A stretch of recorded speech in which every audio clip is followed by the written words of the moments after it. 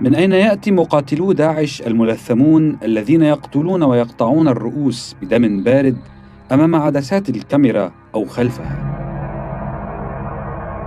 آخر هذه المشاهد كان قتل الصحفي الأمريكي جيمس فولي على يد داعشي ملثم يتحدث بلكنة بريطانية بعد اقتراح 3 بريطانيين، مغني راب وهاكر وخبير سفر. خلصت التحقيقات إلى أن القاتل هو مغني الراب البريطاني من أصل مصري ويدعى عبد المجيد عبد الباري، ويبلغ من العمر 23 عاماً.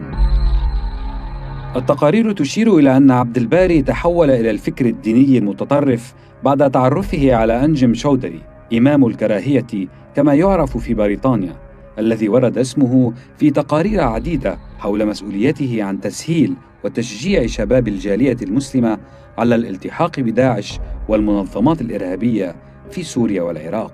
Weder Leute aufstacheln, sondern wir möchten einfach die Wahrheit verkünden, denn das ist unsere Pflicht im Islam. عبد المجيد ليس مغني الراب الوحيد الذي انضم لداعش، ففي صفوف التنظيم مغني راب آخر هو الألماني دينيس مامادو كاسبرت أو أبو طلحة الألماني حسب لقبه الجهادي. 2010 ungefähr 6 Jahre Reise, 2 Jahre Hijra und Dschihad, endlich zu Hause angekommen in der Heimat der Mujahideen. عام 2010 أعلن اعتزاله فن الراب واعتبر نفسه داعية إسلامي. عام 2011 تعرف على محمد محمود النمساوي من أصل مصري، مؤسس الجبهة الإعلامية الإسلامية العالمية التي تعتبر المنصة الدعائية لتنظيمات متطرفة. وبعدها بعام التحق أبو طلحة بداعش لتتضارب بعدها المعلومات حول مقتله في إحدى التفجيرات. ومن الوجوه اللافتة التي التحقت بداعش بائع ملابس إسباني من أصل مغربي محمد حمدوش ويدعى كوكيتو. كوكيتو نفسه كان يجند الشبان من خلال محله في مدينة الفنيدق المغربية، إذ تمكنت مجموعته وحدها من تجنيد حوالي 70 شخصاً للقتال في سوريا، معظمهم من المغاربة. ومن بين الذين برزت قصصهم مؤخراً في الإعلام قصة الشاب المصري إسلام يكن المعروف بفتى داعش أو الهبستر حسب الإعلام الغربي. يكن خريج الليسيه وكلية الحقوق، كان مهتماً بالرياضة وكمال الأجسام. قبل عام تقريباً أنشأ محطته الخاصة على يوتيوب، فنشر عدداً من مقاطع الفيديو بدا فيها ملتحن، واختصت بنصائح في الرياضة والتغذية، وحققت حوالي 56,000 مشاهدة. ليظهر بعدها يكن في صور يحمل سيفاً على ظهر حصان حيناً وعلى ظهر دبابة أحياناً أخرى، غير أنه ما زال مهتماً بالرياضة واللياقة البدنية. وقد نشر فيديو رياضي جديد، لكن رسالته كانت موجهة هذه المرة للمجاهدين كي يهتموا بأجسادهم وصحتهم. فالنهاردة الفيديو ده ممكن يعني يقدم خاصة للمجاهدين في سوريا والناس اللي بتنوي ان هي تيجي الى هنا يعني ان شاء الله. ومن بين مشاهير الملتحقين بداعش ايضا نيكولاس توسنت، الشاب الامريكي ذو 20 عاما الذي حاول الالتحاق بداعش، ولكن السلطات الامريكيه القت القبض عليه عند الحدود مع كندا. منذ 1.5 سنة كانت الصور المرتبطة بداعش على صفحته على إنستغرام قليلة، لكن ومنذ 10 أشهر إلى حين اعتقاله في شهر آذار لوحظ ازدياد الصور التي تدعو إلى الجهاد.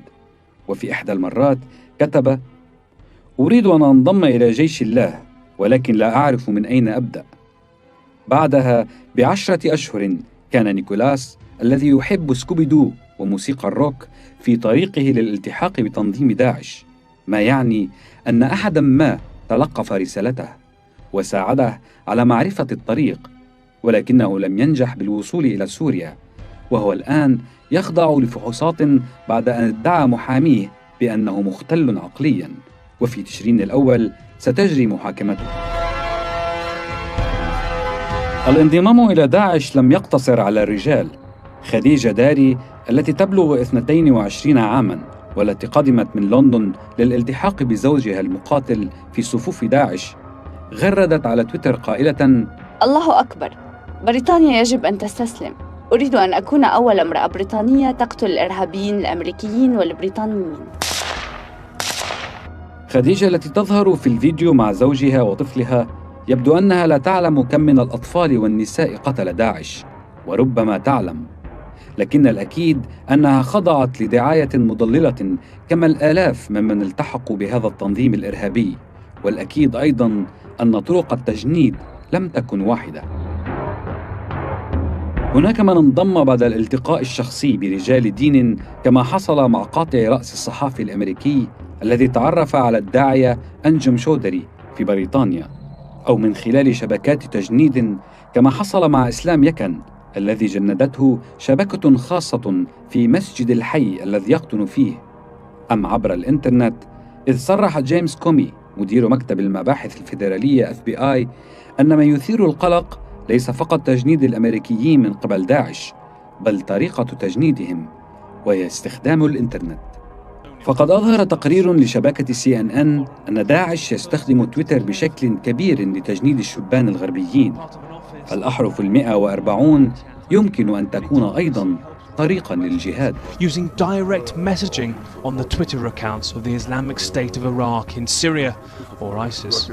إضافة إلى ذلك يستخدم داعش فيديوهات دعائية من إصداره الخاص يدعو من خلالها الغربيين الانضمام للتنظيم، أبرزها فيديو صدر في الأشهر الماضية ويظهر فيه عدد من مقاتلي التنظيم الذين جاءوا من بريطانيا وأستراليا يدعون فيه الغربيين للانضمام إليهم.